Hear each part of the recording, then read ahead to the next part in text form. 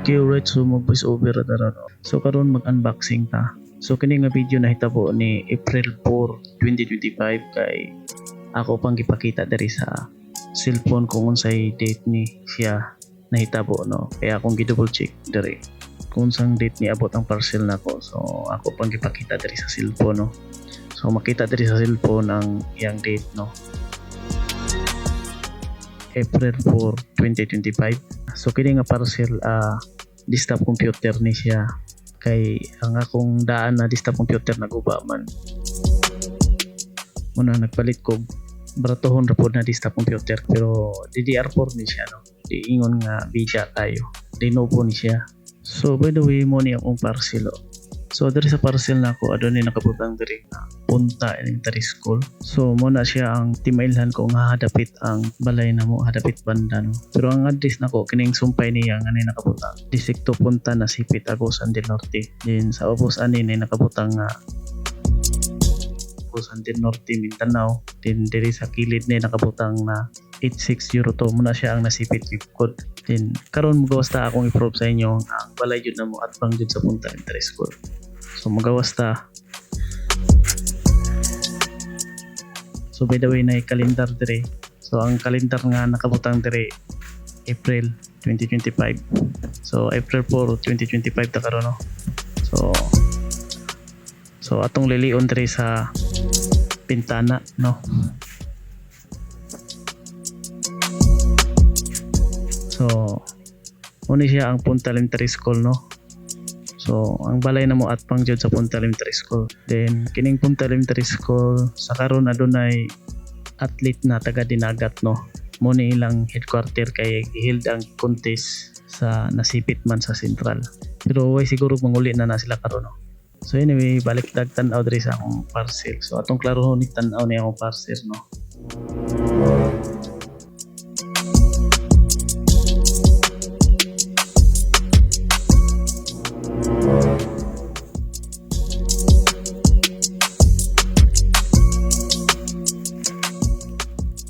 Okay, right, so magsugod na tag unboxing.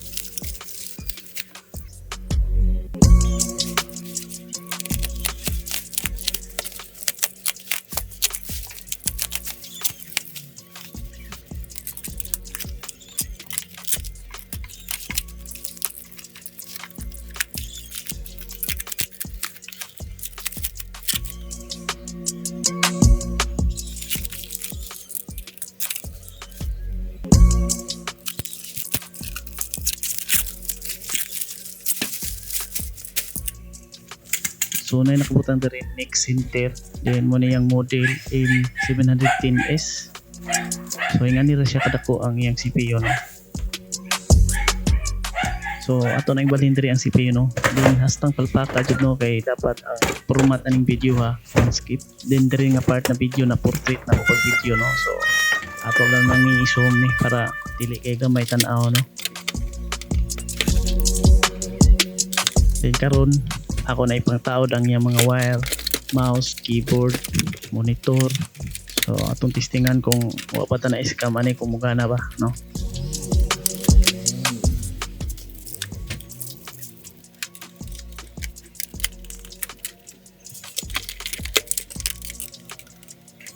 Okay, human nagtaod tanan ang mga wire niya no. So di karon ato nang testingan ug kung mugana ba kung wa pa ta na scam ani.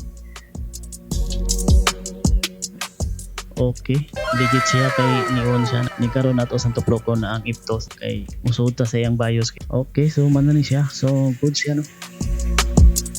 Good siya nga items. Then kini akong gipalit na desktop. Ang iyang nakataod ani nga storage kuan. It's HD siya nga storage. So ako na siyang alisdan og SSD no. So kini akong gawidan sa akong kamot SSD ni.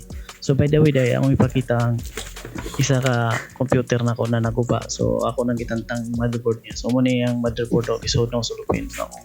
So mo ni siya ang motherboard na ko nga naguba. So yung daot ani BIOS no. Din kini ako na siyang hinduan para di siya mo sa moto kaguba kinahanglan hinduan jud ang motherboard. Then sa next video na ko muna akong ipakita nga video samtang gihinduan ako ang motherboard. Din kini nga motherboard na pini-chance ang maayo.